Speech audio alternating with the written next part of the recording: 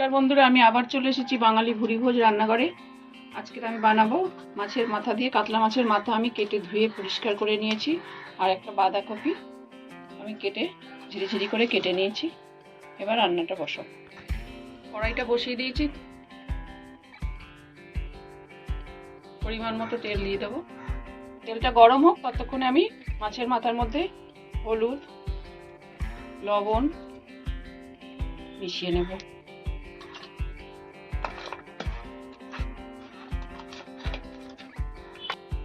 তেলটা ভালো মতো গরম করে নিয়েছি। এবার মাছের মাথাটা ভাজা হয়ে গেছে, এবার তুলে রাখবো। মাছ ভাজার তেলের মধ্যে আমি দিয়ে দেবো দুটো তেজপাতা আর একটু পাঁচফোড়ন। এবার দিয়ে দেবো কেটে রাখা আলুগুলো।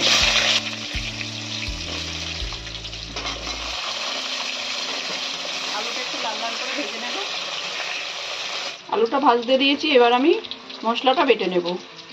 একটু কাঁচা লঙ্কা, একটু টমেটো, একটু পেঁয়াজ, একটু আদা আর সামান্য রসুন। মশলাটা আমার বাটা হয়ে গেছে।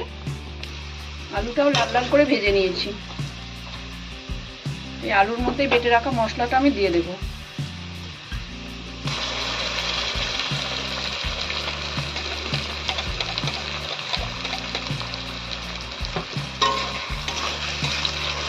মশলাটা একটু কষিয়ে নেব। আর এর সঙ্গে দেবো একটু গুঁড়ো মশলা, একটু লঙ্কার গুঁড়ো, হলুদ গুঁড়ো, ধনের গুঁড়ো, জিরের গুঁড়ো। মশলাটা এখন কষিয়ে দেবো, তার কারণ বাঁধাকপি দেওয়ার পর জল বেরিয়ে যাবে, তখন মশলাটা আর কষানো যাবে না। এই জন্য এখন মশলাটা আমি দিয়ে দিলাম, দিয়ে একটু কষিয়ে নেব। মশলাটা কষানো হয়ে গেছে, তেল ছেড়ে দিয়েছে। আমি এবার দিয়ে দেবো পরিমাণ মতো লবণ আর পরিমাণ মতো চিনি।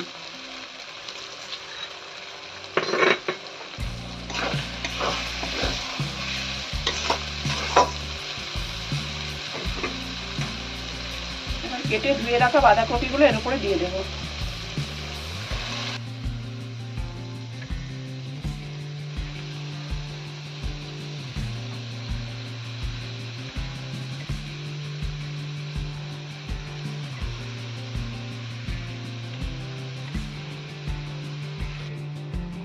একবার নাড়াচাড়া দিয়ে এইভাবে উল্টে পাল্টে দিয়ে চাপা দিয়ে রাখবো, তা নাহলে নিচে লেগে যাবে।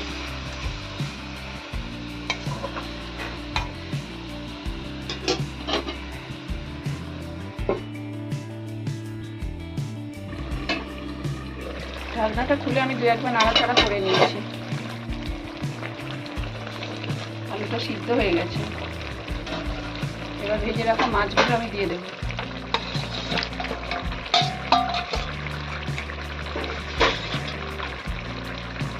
কেটে রাখা টমেটো কিছু দিয়ে দেবো। কড়াইশুঁটি ছাড়িয়ে রেখেছিলাম, এগুলো আমি ওপর থেকে দিয়ে দেবো।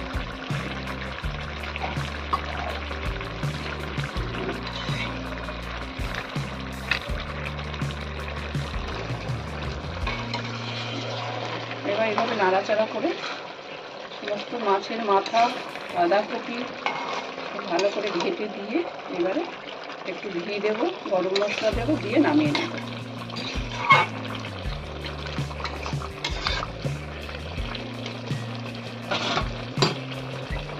ঘরে ভেজে রাখা গরম মশলা আমি করে রেখেছিলাম, দিয়ে দেব। আর একটু ঘি দিয়ে দেব।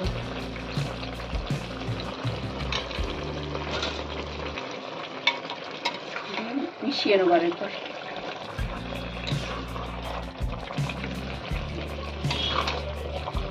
জল পুরো শুকিয়ে গেছে, তেল ছেড়ে দিয়েছে। বাঁধাকপি আমার একদম রেডি। এবারে নামিয়ে নিয়ে পরিবেশন করার পালা।